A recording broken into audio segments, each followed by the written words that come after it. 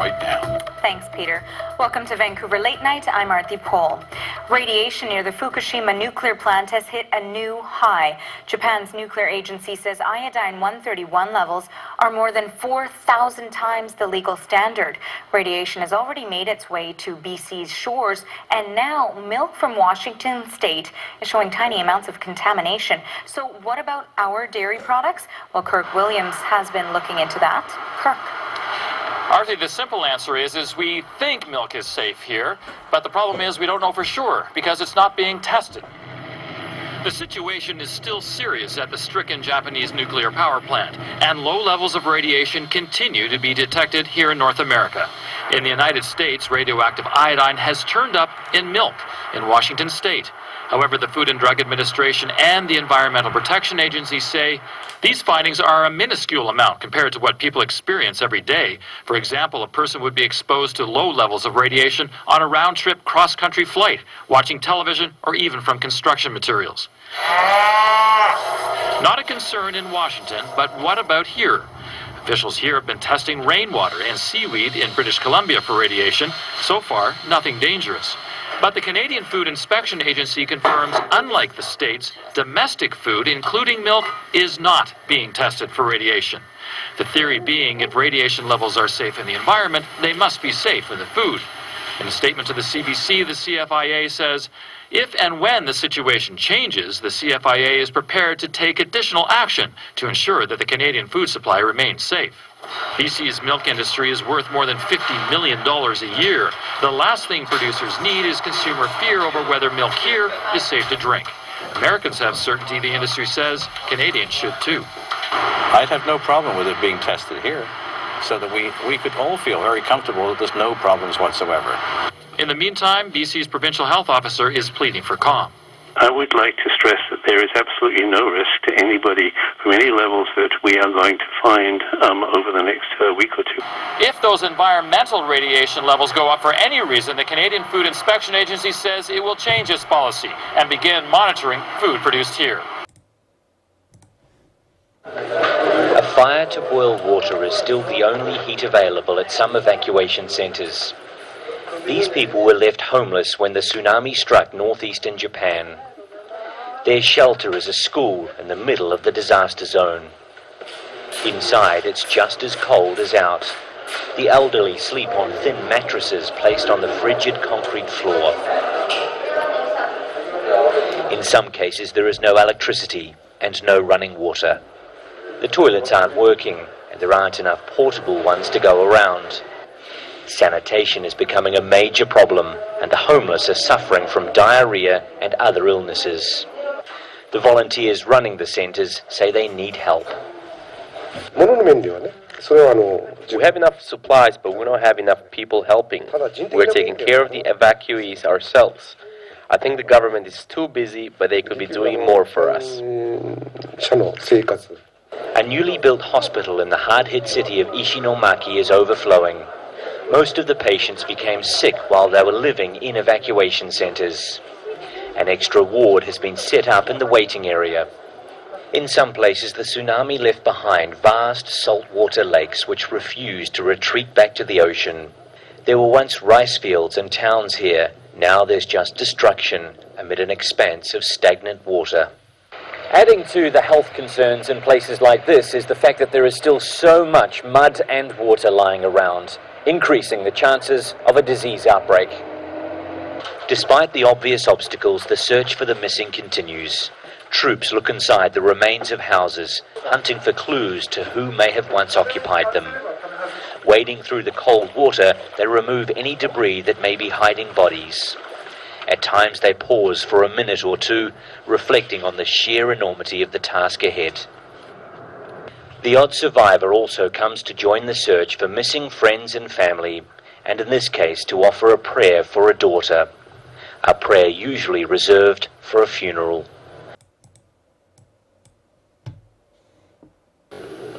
Vegetable growers in Fukushima are using Geiger counters to dispel radiation concerns among Tokyo consumers. The government has banned shipments of 60 locally grown farm products after high levels of radioactivity were reported in the region.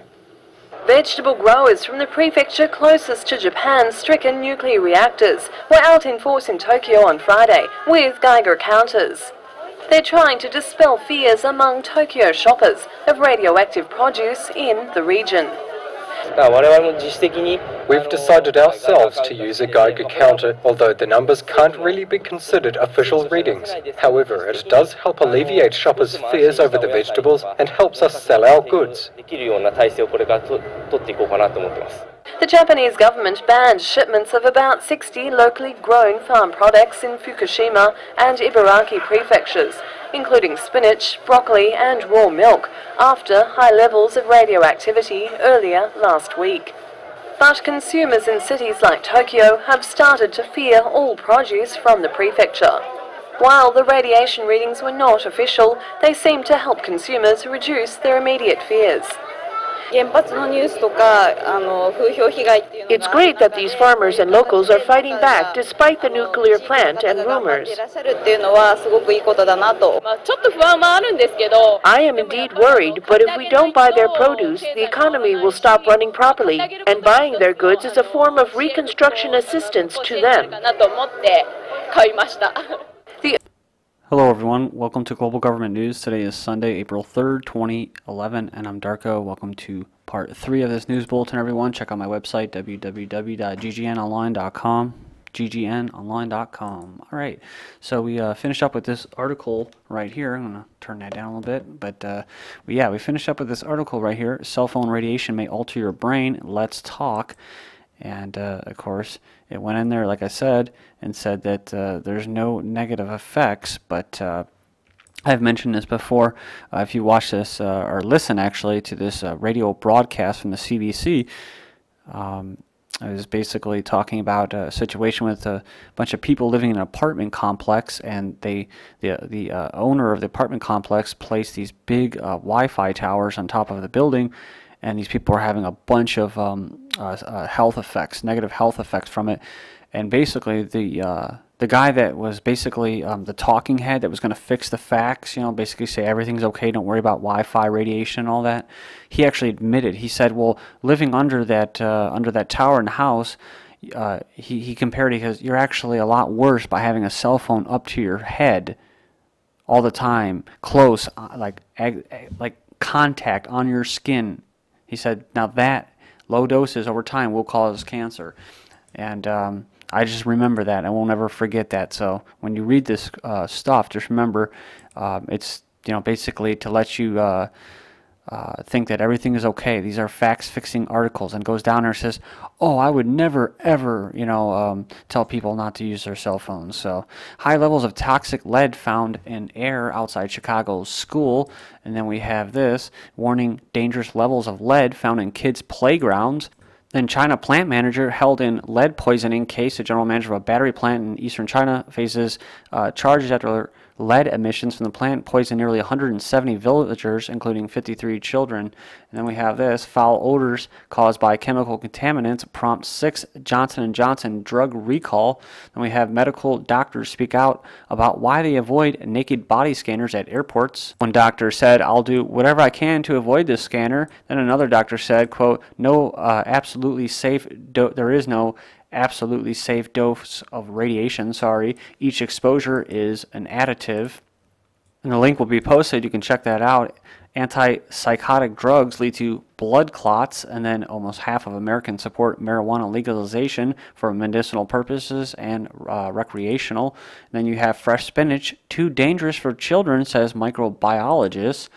And it says here, phytoplankton in decline across world's oceans. FDA says you have no right to real food unless they give you permission first.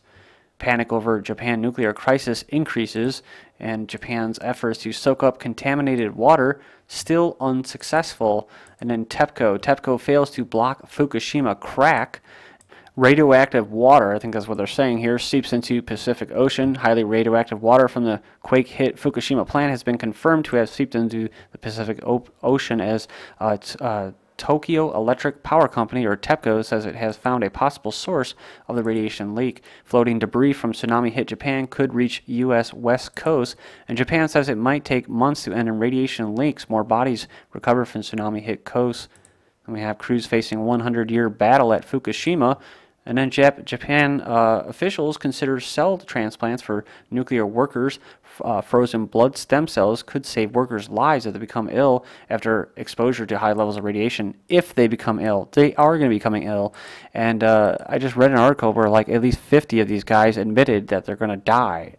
And so they're just doing this for the safety of the Japanese people and their families. They're not doing it for the money. Japan. And if they do get compensated, that doesn't make them bad. So just want to point that out. Japan Prime Minister tells nuclear workers you can't lose this battle. And then it says here, Japan rescuers find dog adrift at sea on house. I tried getting this video to play, and it just would not play, guys. So you can go there and try to check it out yourself. A Japan Coast Guard elite rescue unit has picked up a dog that was adrift at sea on a house rooftop on the nation's tsunami-battered northeast coast. And this was 3 weeks after, man. That poor dog, man. He must have went to hell and back. Iran to send third aid shipment to Japan, and in Thailand evacuations and rescue efforts continue. Says Thai rescue workers on Friday struggled to get supplies to areas in southern Thailand cut off by floods. It comes as authorities step up the evacuations of thousands of stranded residents.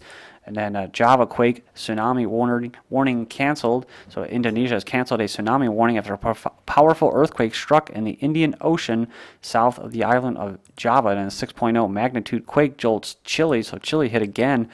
Says a strong earthquake hits Greek island. And then Indiana prepares for a major seismic event, talking about the New Madrid, and they're doing one on April 19th, along with another drill. Says census workers won't take no for an answer. And it says here, that's right, they were harassing this poor guy.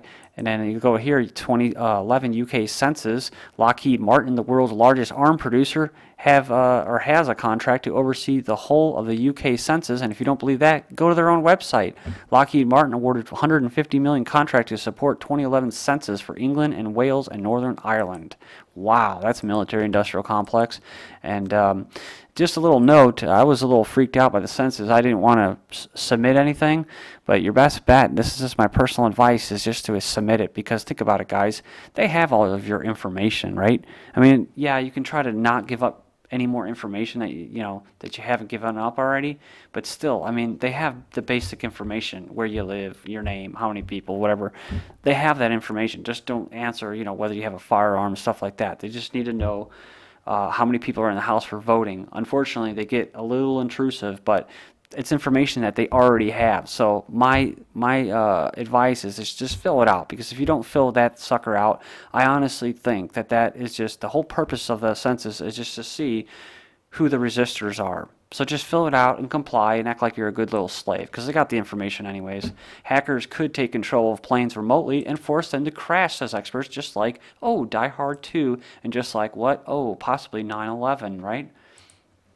And then we have ban on naughty corner Easter parades. New children laws ban separating kids, and supervisors face personal fines. School bans the word Easter. Wow, dude. So there you go.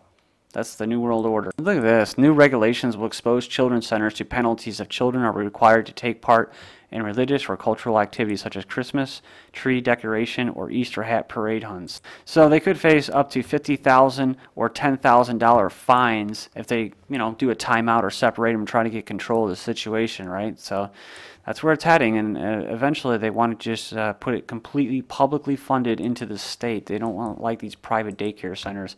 Highway deaths fall to the lowest level since 1949.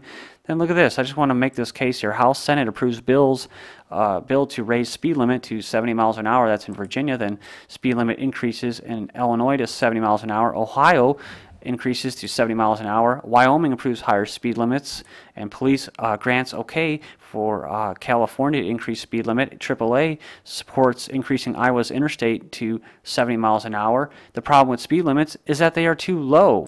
And you look here, results from increasing speed limits in 40 states in the USA. Statewide fatality rates decreased 3 to 5%, significant in 14 to 40 states, and in the US 22 states, no significant changes. So nation's most dangerous small city rehires police. So instead of just allowing citizens to arm themselves and defend their property, including their bodies, they're just going to hire more Nazis. This is GGN, and I'm Dark.